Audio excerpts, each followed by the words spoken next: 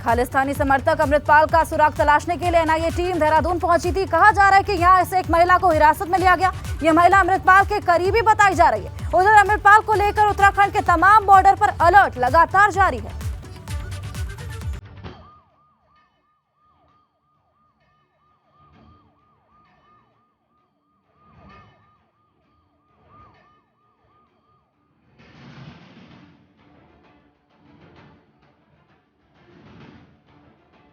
अमृतपाल, जिसकी तलाश में पंजाब पुलिस के साथ केंद्रीय एजेंसियां भी लगी हुई हैं, मगर अमृतपाल अभी भी पुलिस की गिरफ्त से दूर है।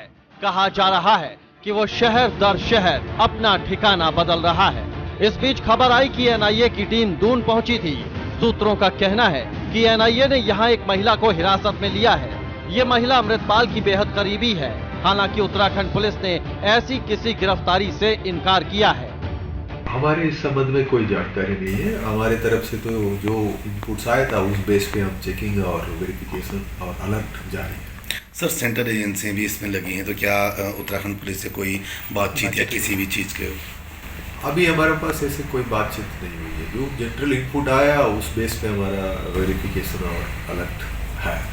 अभी अदरवाइज कोई जनरल एजेंसी हमसे संपर्क नहीं किया अदर देन जनरल। इस बीच अमृतपाल की एक और तस्वीर सामने आई है, जिसमें वो जैकेट, ट्राउजर और चश्मा पहने देखा गया है। यह सीसीटीवी अमृतसर का बताया जा रहा है और इसे 20 मार्च को रिकॉर्ड किया गया था। पंजाब से एक हफ्ते से फरार चल रहा अमृतपाल सिंह बार बार अपना हुलिया बदल रहा है। आशंका ये भी है कि वो उत्तराखंड के रास्ते नेपाल भाग सकता है, इसलिए उत्तराखंड के तमाम बॉर्डर पर अलर्ट है। हमारी जो बॉर्डर डिस्ट्रिक्ट से बॉर्डर है वहाँ पे चौकसी बढ़ता जाए और चेकिंग भी किया जाए ऑन एंड ऑफ में, क्योंकि भागा हुआ हो सकता है हमारे पास आए तो हम पर। सर, पोस्टर भी हमने छापे हैं कई जगह। हमारी ये जो चौकियाँ और जो बॉर्डर हमारे चेक पोस्ट है वहाँ पे सब जगह पे हमारा फोटोग्राफ सर्कुलेट है। खुफिया इनपुट है कि अमृतपाल किसी श्रद्धालु के वेश में उत्तराखंड के धार्मिक स्थलों पर आ सकता है। वो किसी होटल, धर्मशाला या आश्रम में छिप सकता है, इसलिए पुलिस ऐसी सभी जगह पर चेकिंग कर रही है। अमृतपाल के पोस्टर भी चिपकाए गए हैं ताकि लोग उसे पहचानने पर पुलिस को जानकारी दे सकें। एबीपी गंगा के लिए देहरादून से अजित सिंह राठी की रिपोर्ट। उधर विकासनगर में भी हिमाचल से लगते बॉर्डर पर अलर्ट है। अमृतपाल यहां से उत्तराखंड में दाखिल ना हो, इसके लिए पुलिस चप्पे चप्पे पर नजर रखी हुई है। हिमाचल बॉर्डर से उत्तराखंड में दाखिल होने वाले वाहनों की चेकिंग लगातार जारी है और जोरों से की जा रही है। गाड़ी में सवार होकर आ रहे हर शख्स को देखा जा रहा है। आशंका है कि अमृतपाल अपना वेश बदलकर उत्तराखंड में दाखिल हो सकता है। पंजाब की तरफ से निकले तो हो सकता है, क्योंकि लास्ट उनका ट्रेल हरिद्वार हरियाणा में था, तो हरियाणा का जो बॉर्डर हमारे सटे हुए डिस्ट्रिक्ट से वहाँ पे अलर्ट की। इनपुट तो जैसे से पहले भी आपने शेयर कर रहे थे जैसे है, तो जनरल इनपुट का है, तो इसे चलते हमने अलर्ट किए हुए हैं। रुद्रपुर में भी अमृतपाल को लेकर अलर्ट है और इसी बीच बड़ी खबर है कि रुद्रपुर से सटे यूपी के बिलासपुर में अमृतपाल के समर्थन में पोस्टर चस्पा किए गए, जिसके बाद रामपुर पुलिस और आईबी की टीम ने 5 लोगों को हिरासत में लेकर पूछताछ की। उधर रुद्रपुर में यूपी से लगते तमाम बॉर्डर पर पुलिस ने चौकसी भी बढ़ा दी है। देख रहे पुलिस जितना भी घटनाक्रम इस प्रकरण के संबंध में चल रहा है, चाहे वो देहरादून में हो चाहे बिलासपुर में हो, हम लोग इस पर लगातार नज़र बनाए हुए हैं और उसी हिसाब से हम लोग अपने क्षेत्र में भी सर्विलांस और अपने क्षेत्र में भी हमने जागरूकता अभियान भी चलाए हैं। हमने सर्च ऑपरेशंस लॉन्च किए हैं। हम लोग जो है इनके पोस्टर्स डिस्ट्रीब्यूट किए हैं। हमने व्हाट्सएप ग्रुप में भी इनको डिस्ट्रीब्यूट करना शुरू किया है। जो भी हमारा ट्रांसपोर्ट के मीडियम है, चाहे रेलवे स्टेशन हो, बसेस हो, प्राइवेट टैक्सीज हो, जो भी एरिया में आ जा रहे हैं उधर से हम लोग उनकी निगरानी कर रहे हैं। साथ में यहाँ के जो भी एस्केप रूट्स है, जो बॉर्डर एरियाज हैं, वो हमारा विशेष फोकस है उस पर और हम लोग वहाँ पर लगातार कार्रवाई कर रहे हैं।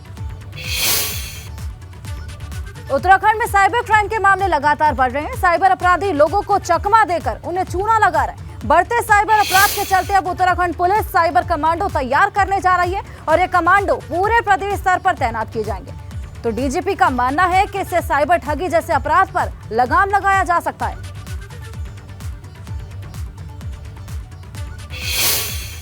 जो बड़े गैंग्स थे, इंटरस्टेट गैंग्स जो थे, उनको मॉनिटर करते थे स्टेट में।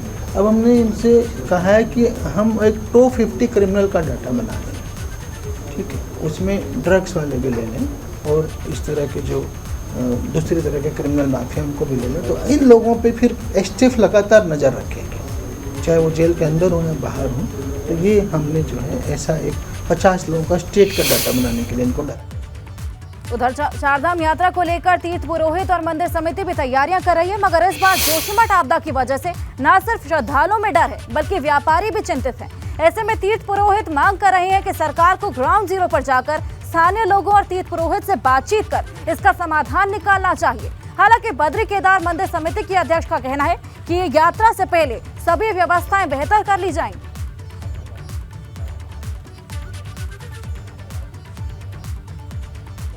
जोशीमठ न केवल बद्रीनाथ का है बल्कि हेमकुंड साहिब का भी मुख्य आधार स्थल है। वैली ऑफ फ्लावर का भी जोशीमठ जो है मुख्य आधार स्थल है। मतदानी क्राउड के हिसाब से जोशीमठ एक महत्वपूर्ण तीर्थाटन पर्यटन की दृष्टि से महत्वपूर्ण शहर है। वहाँ पर जो आपदा है बहुत ज़्यादा नुकसान हुआ है, तो कुछ होटल वो है वो तो वहाँ पर कैरिंग कैपेसिटी कम हो जाएगी।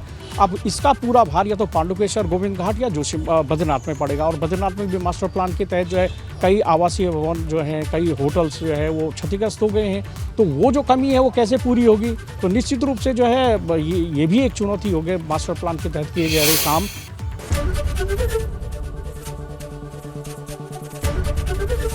एबीपी गंगा, खबर आपकी, जुबान आपकी।